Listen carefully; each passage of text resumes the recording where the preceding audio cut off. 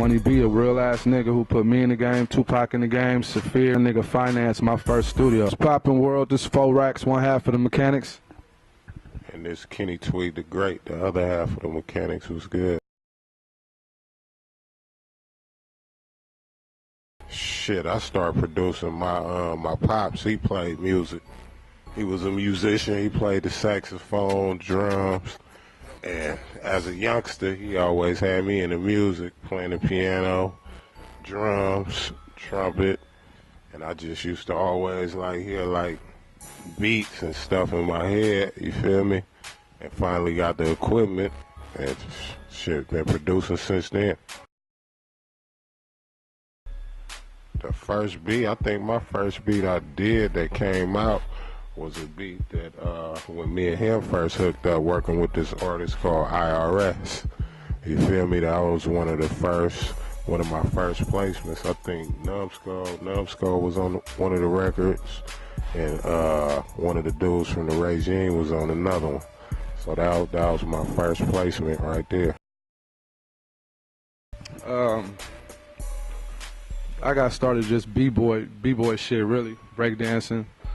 Wanted to be a DJ and shit, breaking my mama stereo equipment and shit.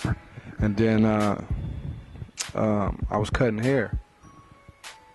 In my 11th grade year of high school, I met Money B from Digital Underground. And I started fooling with them real tough. And then he brought me all around Digital Underground, and I would get in their studio. And from the love of wanting to be a DJ, I started messing with their equipment. And I started making beats, right off the top. They showed me a couple pointers before you knew it. I was making beats, and niggas was like, "Damn, this shit's slapping." You feel me? So one day I was just kind of chilling at the studio with Mun, and Shock G called Mun's studio, and he had fucked around and got a CD of some beats that I had made. So Shock was calling the studio to inquire about a beat that I made. You feel me? I ain't never sold a beat a day in my life. I'm brand new at this shit. And this Shock G who done made So Many Tears for Pac, who done made I Get Around, Do What You Like, The Humpty Dance, the list goes on and on. Mun put me on the phone like, Shock on a beat, Shock hollering at you about a beat. I'm like, what? I get on the phone, he like, man, it's this beat you made, blah, blah, blah, blah, blah, I want to buy it. I'm like, nigga, whatever you want to do. He like, I give you $5 grand for it. I'm like, nigga, it's yours. He like, come to San Francisco tomorrow, pick up the check. That was my first beat I sold. After that, I ain't looked back. And I ain't even gonna lie, that beat never even came out. I just got paid great money for it. You feel me? And Shock never even used it. But, and that didn't stop our relationship. I did more music for Digital Underground. Some other records came out, but that was the first, my first close encounter with getting some money behind this music shit. And after that, I was like, I ain't looking back. Okay, I know what I'm supposed to do. You know what I mean? So after that, Money B, a real ass nigga who put me in the game, Tupac in the game, Saphir in the game. Hell, I guess he brought the Shock.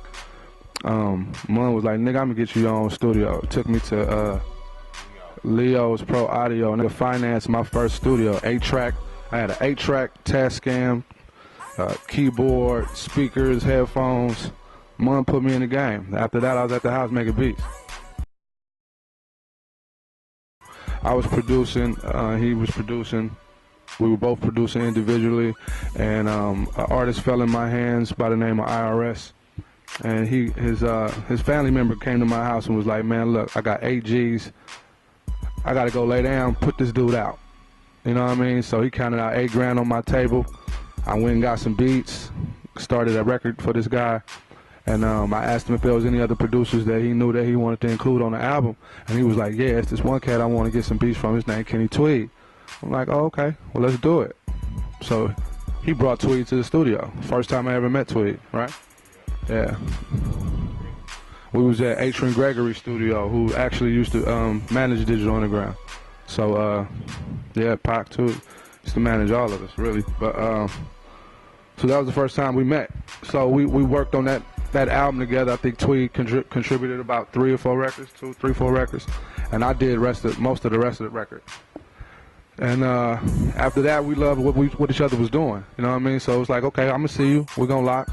And then there was another group I was producing for called The Hitters on the Payroll. I had did a whole album on them.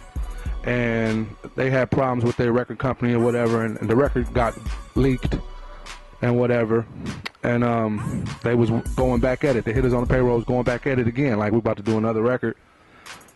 But we over here recording at Polo was telling me, we over here recording at my homeboy house. I'm like, okay, who that? He like, his name Tweed. I'm like, Tweed, this the brother I just met on this other album. It's good. So Polo was like, come through, man, come through and check out what we doing. So I came through there and seen Tweed again right there on High Street where he from. And I never left. You know, long story short, I got to High Street and I never left. And that began the beginning of the Mekanix.